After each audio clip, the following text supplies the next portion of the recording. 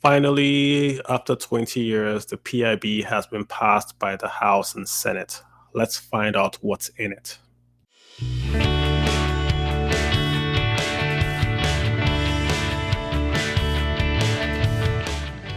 Hi, folks. Welcome to The Way I See It, which is my podcast on all things money, the economy, and finance.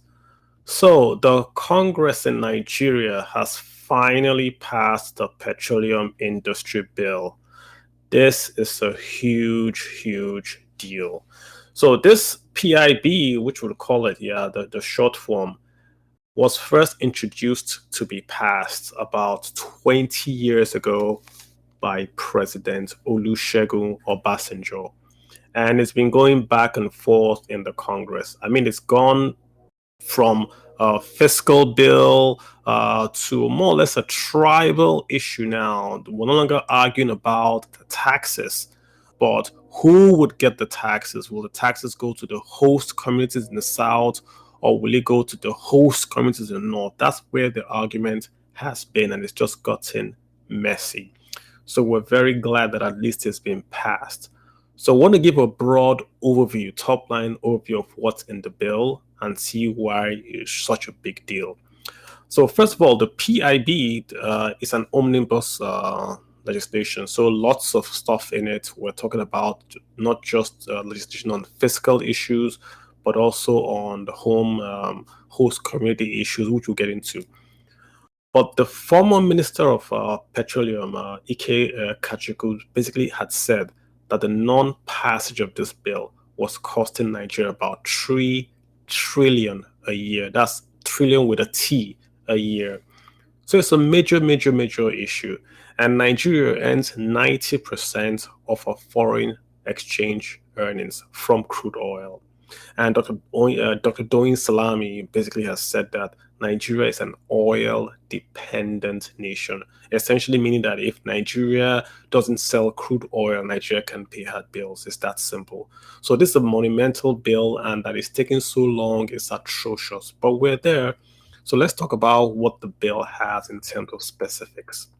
The first thing is going to make NNPC a bit more efficient. How? It's going to convert NNPC from a corporation to a limited liability company. So within 6 months, when the bill is signed, NNPC will then become NNPC Limited. It would raise capital, start to publish accounts, and all that. This is good because it sort of takes it away from the government and makes it a commercial private entity, in quote. My only issue is that the Ministry of Finance is going to hold the shares for the Federation. I would assume that the whole states would own their own shares, not the Ministry of Finance. The same thing that we have with the Nigerian Integrated Power Plan, in which all the states and local governments were given share certificates. In this case, the Ministry of Finance is the federal executive. It shouldn't hold shares for the states, but that's my only concern. But overall, this is much better than having a corporation, right? It will create, i.e., the PIB will create two distinct regulatory bodies. So one for upstream and one for downstream. So the upstream is going to be, I think that's going to be called the commission. And then the downstream guy is going to be called the authority.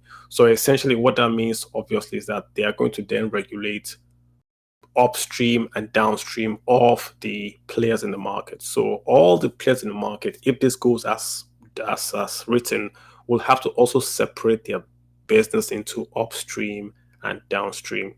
So of course the question is, when those companies were coming into Nigeria, they did not understand or they did not envisage that they would have to separate their companies to upstream and downstream. I mean, Exxon is Exxon, Chevron is Chevron. There's no upstream Chevron, downstream Chevron, at least in Nigeria.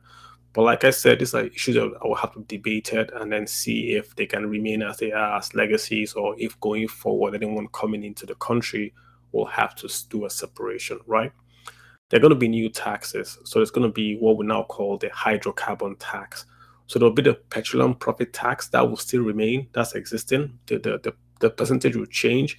Then there'll be a new hydrocarbon tax. So the hydrocarbon tax is going to just simply apply company-wide. So if you drill oil, you would pay hydrocarbon tax, not if you drill in this part or drill in that part. Once you drill oil in Nigeria or gas, you would pay not just the petroleum profit taxes, but the hydrocarbon tax as well. It upgrades the environmental law. So it's going to be like an environmental management plan, environmental impact assessment. That's giving a bit more teeth in this law. Gas flaring as well is going to be it's going to be a fine imposed, and it cannot be waived. You can't ignore that. You can't offset that tax or penalty that you pay for gas flaring. The idea is they want you to commercialize rather than flare off the gas. But I think the one most important element in PIB is what is called the Host Community Development Fund. So this is basically a way where the operators in that environment are going to give back to the host community where they take the oil from. And I'm going to spend a bit more time there because I think that this is really where the Nigerian population is going to see the effect of the PIB, and it's going to, I would think, change the relationships, reduce the friction that we have. So let me go into it in more detail, what this entails. Well, we have the host community development, yeah? And what it's going to do is to say, unlike the 13% where that goes top line to the states, the host communities are going to be going to the communities that are defined as quote unquote host. So what it says is that the oil companies, what we now call settler. So the oil companies would incorporate a host community fund, right? So the oil companies, say Shell, would create Shell Host Communities Fund. That company would be registered in the Corporate Affairs Commission. It would have like its own regulation, constitution, all that, right? Then the host community with Shell would then conduct a needs assessment. So what do we need in this community? Do we need clean drinking water? Do we need education? They would conduct that. Then the host community would then set up a board of trustees with Shell, right? So Shell sets up this company and Shell sets up a management company. But the host committee themselves would then have a consultative or advisory committee that will then work with the management committee of Shell. So there's Shell and then there's the host community. Shell is the manager, host community is the advisor. They have a needs assessment before them. So they would both agree, hey, this is what we need. Shell will say, okay, is that what you need? Okay, then Shell gets a contractor. Shell will pay the contractor to carry out the project on behalf of the host committee advisory board for that specific community. So in essence, the community say what they want, Shell funds it. But the key thing there is Shell can debit that host community for any repairs undertaken due to vandalism. So if a pipe runs through your community and it gets blown up or to bunker crude oil, Shell will debit the community the cost of fixing that pipeline from the host community's fund. So essentially, the host community's fund is if you don't have any pipe breakage and all that, then you get much more money. So it's a way to put the responsibility on the host community. It's about 3% of the OPEX of the oil companies in that particular region. So, and it's going to be, like I said, BOT per BOT based of the company operating in that specific area. Overall, I think it is very, very good.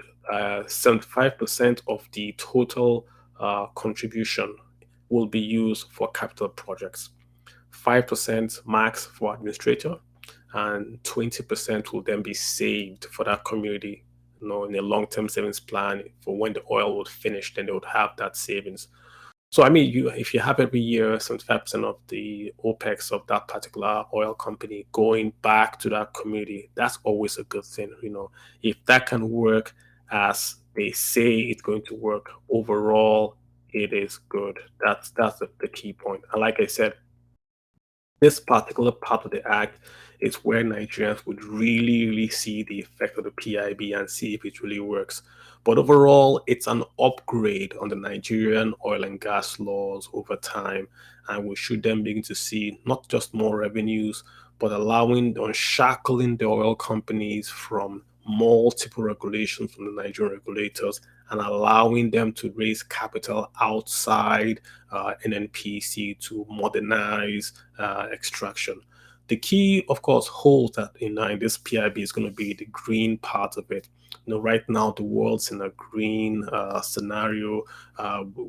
Everyone is leaving for dirty fossil fuels into clean renewable fuel. This law hasn't really addressed it. I don't think it was meant to. It was meant to upgrade the laws, perhaps in a new law on Nigerian renewables and all that to complement this. But overall, with the peculiarities of Nigeria, this is a very, very good start. And even though we have a lot of controversy over 30% of NNPCs, which is just the NNPCs, not their budget per se, but what they call their profit oil, even though all that remain, which is simply because of bad communication by the bill owners. Overall, I would say this is a good start and it should be supported and should be passed. That's my take on it, right? So thanks guys for listening. Our Twitter handle is still FinPlanCaloja1. Do keep writing to us and letting us know. Tell us what you think about the PIB. Do you think it's a good bill? And we'll be sure to get back to you, right? All right, guys. Thank you so much. Love you. Stay safe out there. Bye.